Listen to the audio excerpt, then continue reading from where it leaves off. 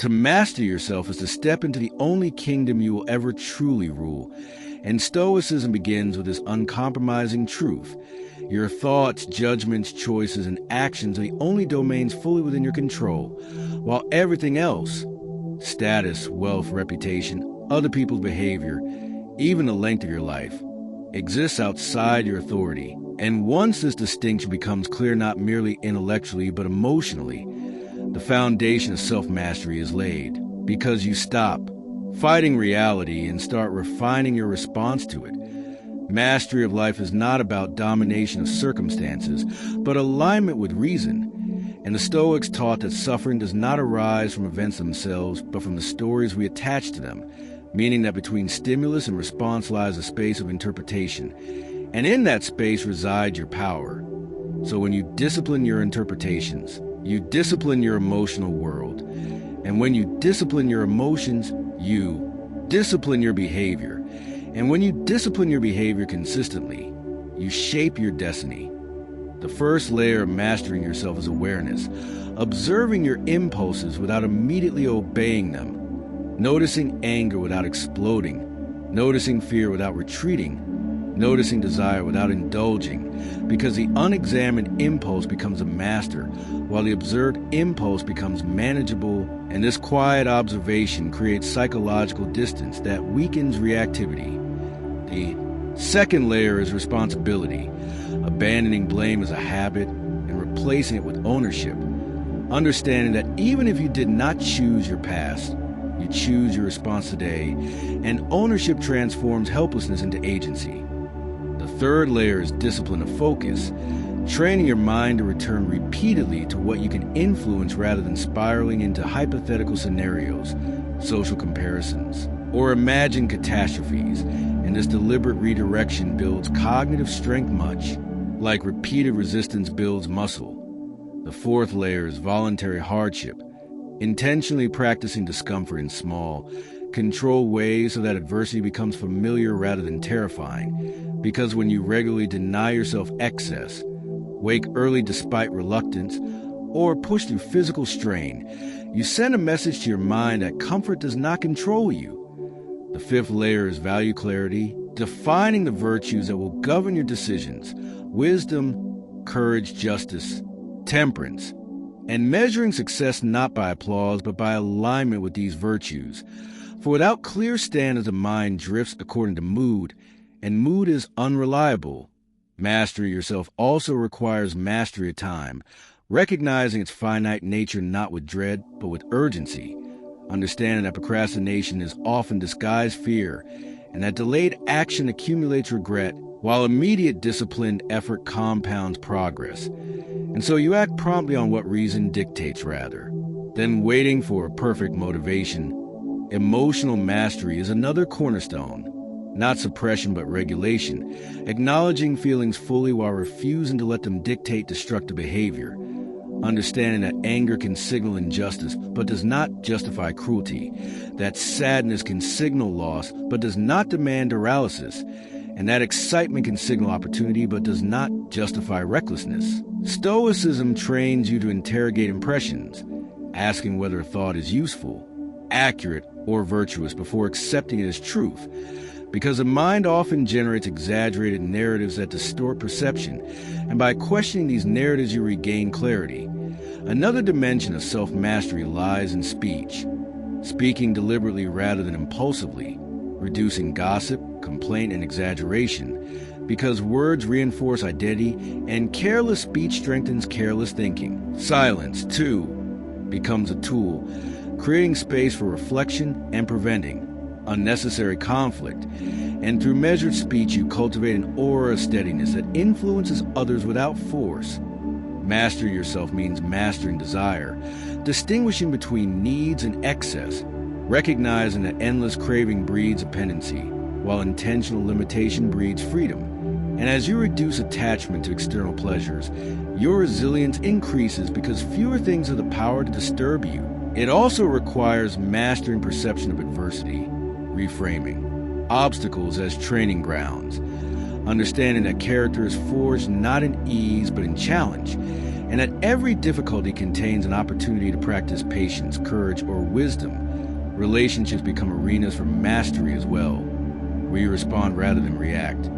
Forgive without forgetting lessons, set boundaries without hostility, and refuse to let another person's chaos dictate your inner state. In professional life, self-mastery manifests as consistency, performing duties with excellence regardless of recognition, because the Stoic works for integrity rather than applause, and over time this reliability builds trust and opportunity. Mastery yourself also means confronting mortality directly, remembering that life is temporary and that this awareness sharpens priorities, reducing trivial concerns and amplifying meaningful action.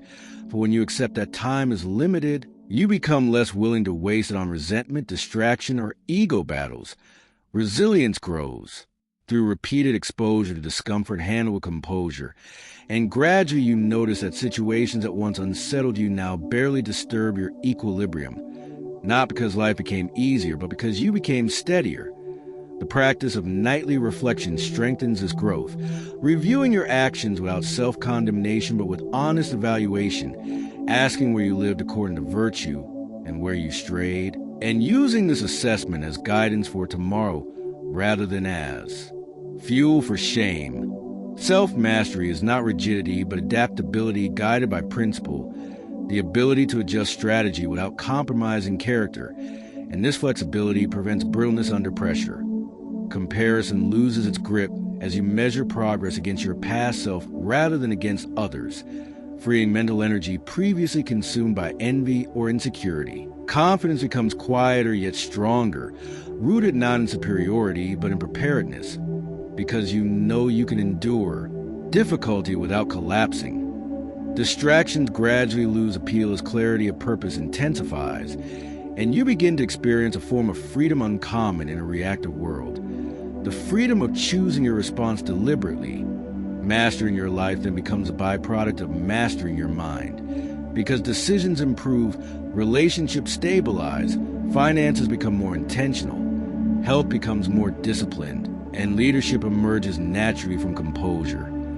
The Stoic does not seek control over every outcome, but seeks excellence in every effort, understanding that outcomes are influenced by countless variables, while effort remains personal. By focusing relentlessly on effort, you create a stable foundation regardless of. Mastering yourself is not a single achievement, but a continuous refinement of awareness, discipline, and character. And in this deeper stage of the journey, you begin to realize that true Stoic strength is subtle, built not through dramatic declarations, but through quiet consistency repeated daily.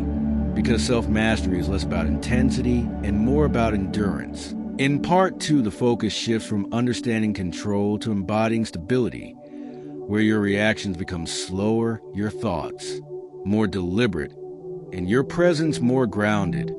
And this transformation begins with advanced emotional calibration, the ability to detect emotional shifts at their earliest stages before they escalate into destructive reactions, noticing irritation before it becomes anger, noticing anxiety before it becomes panic, and calmly regulating your breathing, posture, and internal dialogue to maintain composure. Because composure is not accidental but practiced. Another essential layer is strategic. Detachment. Learning to engage fully in effort while remaining detached from specific outcomes, working with excellence yet accepting results with grace, which prevents both arrogance and victory and despair and defeat, allowing you to remain balanced regardless of circumstance.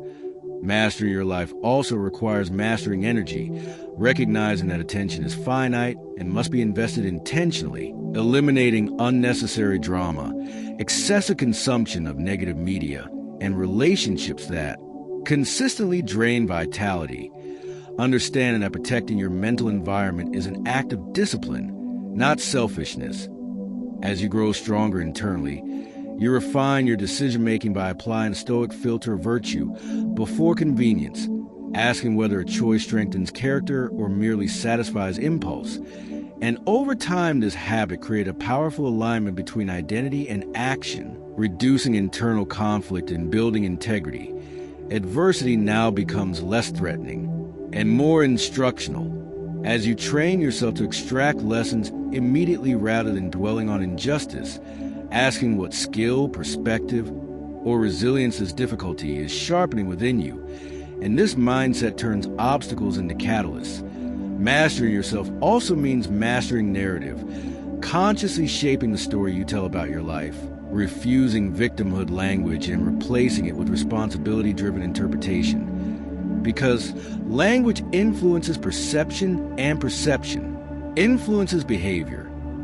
Discipline deepens through routine, establishing structured mornings that prioritize reflection, planning, and purposeful action before distraction infiltrates your focus, and evenings dedicated to review and gratitude, reinforcing growth and acknowledging progress without complacency.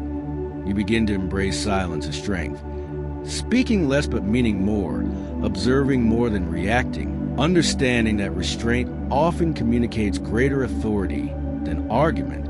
Financial discipline becomes an extension of Stoic restraint, spending intentionally, saving consistently, and investing thoughtfully, recognizing that wealth without self-control leads to anxiety, while modest means with discipline create stability. Relationships evolve as you practice patience and measure response, no longer escalating minor conflicts or seeking validation through emotional intensity, but instead offering steady support and firm boundaries when necessary, which cultivates respect rather than volatility. Another advanced principle is voluntary perspective shifting, intentionally imagining scenarios from multiple viewpoints before forming conclusions, which reduces ego-driven reactions and increases empathy without sacrificing rational judgment.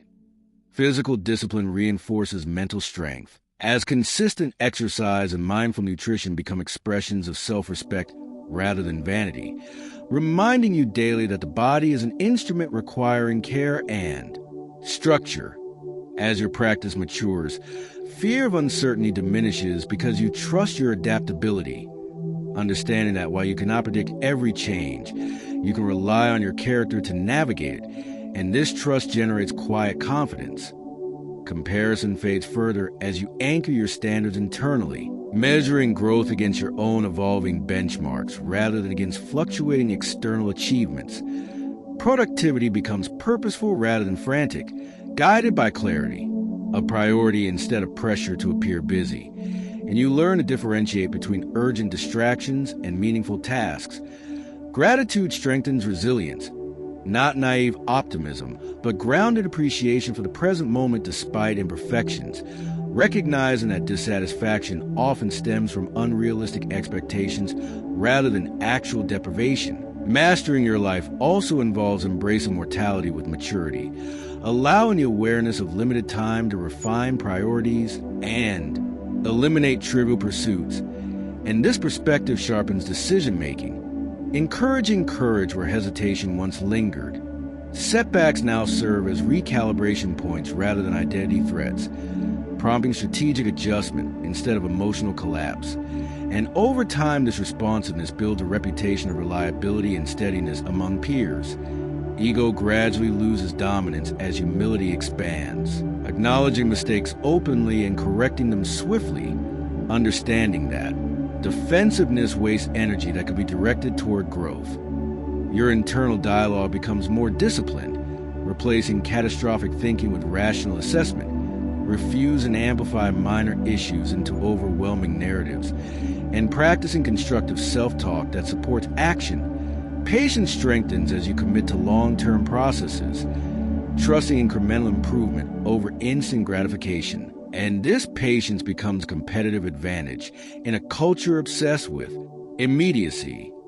You cultivate intellectual humility, remaining open to new information while grounded in principle, preventing rigidity while preserving stability. Generosity becomes intentional rather than performative, contributing value without expectation or applause, and this detachment from recognition reinforces intrinsic motivation. Mastering yourself also requires periodic solitude, deliberate time away from noise to recalibrate perspective and reconnect with purpose, because clarity often emerges in quiet reflection. Courage evolves from dramatic bravery to consistent integrity, choosing what is right in small daily decisions rather than seeking heroic moments. And these small acts accumulate into substantial character. Adaptability becomes natural as you separate preference from necessity, accepting altered plans without emotional resistance and adjusting strategy while maintaining direction. Eventually, you notice a profound shift. External chaos feels less invasive, criticism less destabilizing,